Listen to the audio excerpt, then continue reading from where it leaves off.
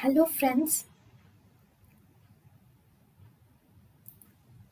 Welcome to Creative Medicine.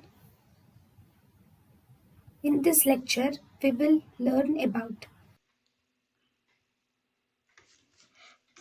Felbamate. Felbamate is actually an orphan drug. This felbamate is a sodium blocker. It is anti-glutamate drug also. So the side effects of felbamate can result in hepatitis. It can cause neutropenia and it can also cause aplastic anemia as the side effects of felbamate.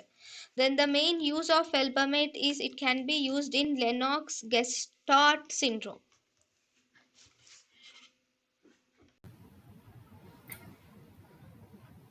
thank you and thank you for watching.